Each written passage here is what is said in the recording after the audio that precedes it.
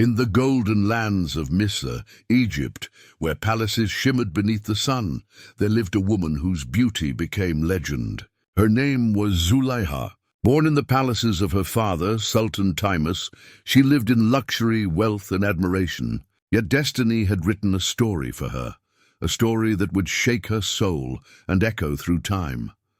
One night, under a sky of 1,000 stars, Zulayha closed her eyes and saw a dream. In that dream a light descended, bright, pure, almost human, yet not of this world.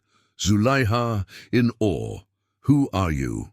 Voice in the light. "I'm Yusuf, the Aziz of Misr, Zulayha. Where can I find you?" "In Misr. If you have patience, you will find me."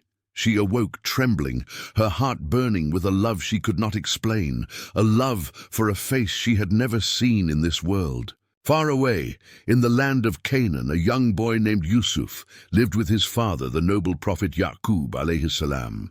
Yusuf was blessed with beauty and wisdom. His face shone like the moon, his heart glowed with purity. One night, the young boy came to his father. "Yusuf, O my father, I saw 11 stars, the sun and the moon, all bowing down to me." Prophet Yaqub, softly, "My son, this is a great vision. Innahu Rabbi ahsana mathwaya. Indeed, your Lord has honored you. But beware, do not tell this dream to your brothers, for they may plot against you." Yet destiny was already moving. His brothers, jealous of his beauty and their father's love, whispered among themselves. Brothers, angrily, "Our father loves Yusuf more than us.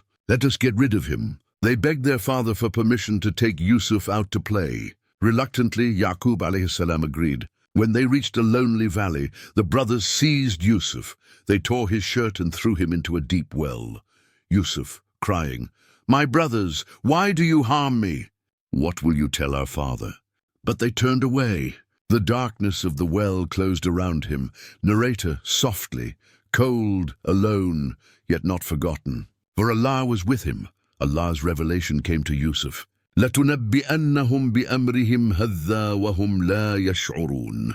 You will one day remind them of what they have done, while they will not perceive it. Surah Yusuf 12:15. For 3 nights, Yusuf remained in the well, patient, steadfast, his lips whispering dhikr.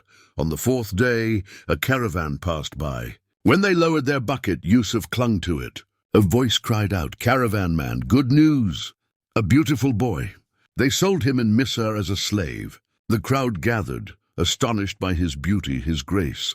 Among them stood Zulayha, now the wife of Aziz Kitfir, the treasurer of Egypt. The moment she saw Yusuf, her heart froze. The light she saw in her dream, it was him. Without bargaining, she said, "I will buy him, no matter the price." And so, by the command of Allah, the dream began to unfold. Years passed in the palace. Yusuf grew into a man of extraordinary beauty and character. Every servant spoke of his kindness, every eye admired him, and Zulayha's heart was burning. She tried to resist, but her love turned into obsession. At last she confessed, Zulayha softly, "Oh Yusuf, I love you. No one will ever know." "Stay with me," Yusuf firmly. "I seek refuge in Allah. You are my master's wife. I cannot betray him, nor can I disobey my Lord." He turned away, escaping into the palace garden to pray and weep before his Creator. Yusuf's prayer, "Ya Rab, protect me, keep me pure, strengthen my heart." And Allah heard his prayer, but Zulayha's desire only grew. She built a secret palace, 7 rooms filled with perfumed gold, and paintings of them together. She named it Dar al-Surur, the Palace of Joy. When it was ready, she summoned Yusuf. As he entered, the doors locked behind him, Zulayha, whispering, "O Yusuf, this palace was built for you." "Come to me, Yusuf." "O Zulayha, this palace of joy may become for me a palace of destruction." "Fear Allah!" She came closer, admiring his face, his eyes, his beauty. "Zulayha, what a beautiful face you have, Yusuf. This face will one day return to dust." "Zulayha, what beautiful hair you have, Yusuf. This hair will decay in the grave." Her heart trembled, yet she still reached for him. Yusuf cried out, "Ma'adallah." I seek refuge in Allah." At that moment, the paintings on the walls seemed to speak. "Yusuf, Allah sees you. Do not sin." Then by divine mercy, Yusuf saw the vision of his father, Yaqub alayhi salam, saying, "My son, do not fall into this temptation. Your rank is high." This was the burhan, the clear proof from Allah. Strength returned to Yusuf. He ran to the door. Zulayha chased him. She grabbed his shirt and it tore from the back. As Yusuf reached the door, it opened. Aziz Kitfir stood there, Zulayha, desperate. "My husband. He tried to attack me." Yusuf, "No, she is the one who sought to seduce me." Kitfir looked at both, uncertain whom to believe. Then a wise man from her family said, "If his shirt is torn from the front, she speaks truth. But if it is torn from the back, then she lies." They looked. The shirt was torn from the back. Kitfir turned to his wife. "This is your trick. Truly your cunning is great. Seek forgiveness for your sin." He then said to Yusuf, "Do not mention this matter to anyone." But news travels fast. The women of Misr began to gossip. "The wife of the Aziz loves her young servant. She has lost her mind." Zulayha heard their words and grew furious. She said, "Do they mock me? I will show them." The women of Egypt whispered behind Zulayha's back, "The wife of the Aziz has fallen in love with her servant." They laughed. "How shameful." Zulayha heard their gossip, and her pride flamed with anger. She sent invitations to the noble women of the city, beautiful and proud. Each received a letter. "Come to my palace for a feast." The day arrived. The palace was radiant with gold and light. Perfume filled the air. The guests arrived, dressed in silk, curious to see the man who had stolen her heart. Zulayha smiled. She handed each of them a knife and a ripe fruit. When they were ready, she clapped her hands once and said softly, "Enter, O Yusuf." The doors opened. Yusuf walked in, graceful, calm, his face glowing with a light no words could describe. The women froze. Their eyes widened. Their hands trembled. They cut their fingers without even feeling the pain. They whispered in awe, "Hasha lillahi ma hadha basharan, in hadha illa malakun kareem. Glory be to Allah. This is no mortal, he is but a noble angel." Zulayha turned to them and said, "This is the one you blamed me for. Now you see him and you blame me still." They looked at Yusuf again and could not speak. It was a moment none would ever forget, but Yusuf's heart was heavy.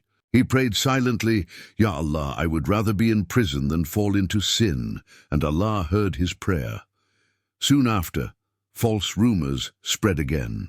The people of the city began to talk, and Zulayha's husband, the Aziz, said, "To protect our honor, let him be imprisoned." The doors of the prison closed behind Yusuf, but his soul remained free. Inside the prison, Yusuf became a source of peace for others. He spoke to them gently with wisdom. His light comforted even the hearts of criminals. One night, 2 prisoners came to him. "O Yusuf," they said, "we saw strange dreams. One of us saw himself pressing wine. The other saw himself carrying bread upon his head, and birds eating from it. Tell us what these dreams mean." Yusuf smiled kindly. "Before your food arrives, I will tell you its meaning. But remember, the knowledge I have is from my Lord." He told the first man, "You will serve wine to your king again, and to the other you will be crucified, and birds will eat from your head." Then he said softly, "My brothers, remember Allah. Worship none but him." The first man, when freed, forgot Yusuf's words. Years passed. Yusuf remained patient. He knew Allah's plan never fails. Then one night the king of Egypt himself saw a dream. He saw 7 fat cows being eaten by 7 lean ones, and 7 green ears of grain, and 7 dry. None of the scholars could explain it. The freed prisoner suddenly remembered Yusuf. He ran to the king and said, "There is a man in prison who can interpret dreams with truth." The king said, "Bring him to me."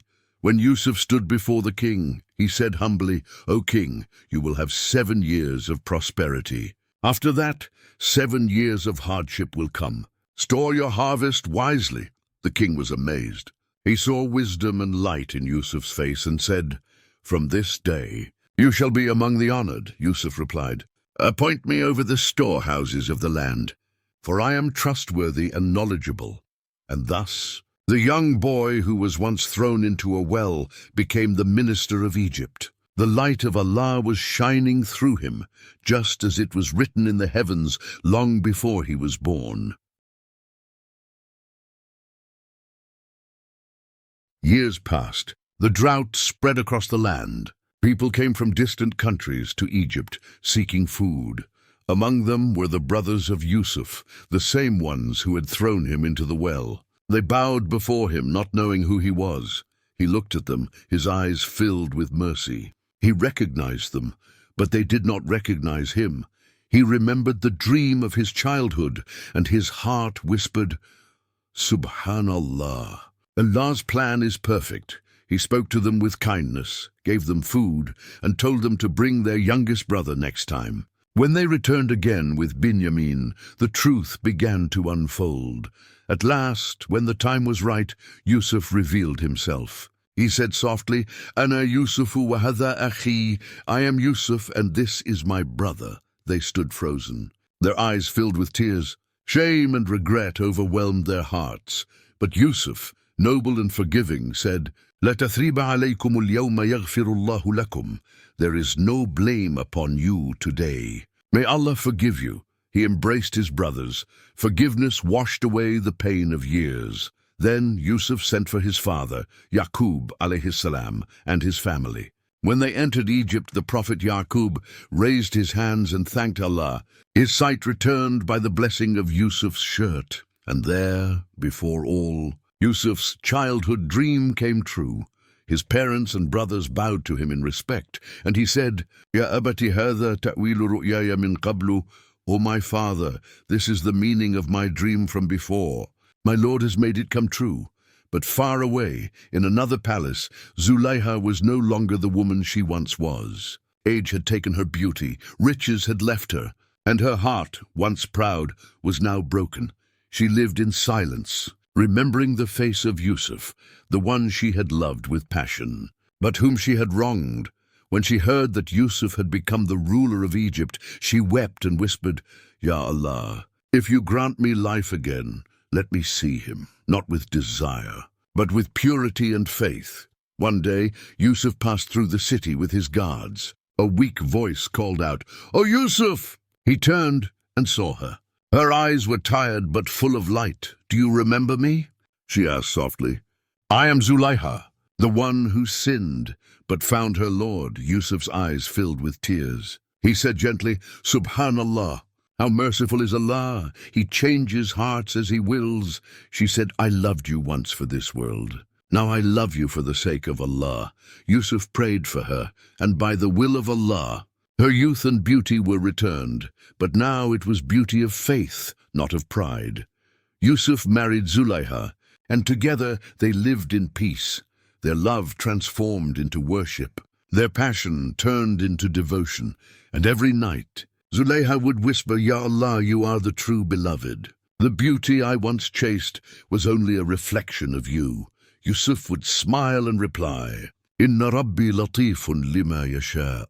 Indeed, my Lord is most gentle in what He wills. Years later, when Yusuf's time came to return to his Lord, he raised his hands and said, "Rabbi qad ataytani min al-mulk, wa 'allamtani min ta'wil al-ahadith la-fatira as-samawati wal-ardi anta waliyyi fi ad-dunya wal-akhirati tawaffani musliman wa alhiqni bis-salihin." My Lord, you have given me power and taught me wisdom. Creator of the heavens and the earth, you are my protector in this world and the next. Let me die as a Muslim and join me with the righteous.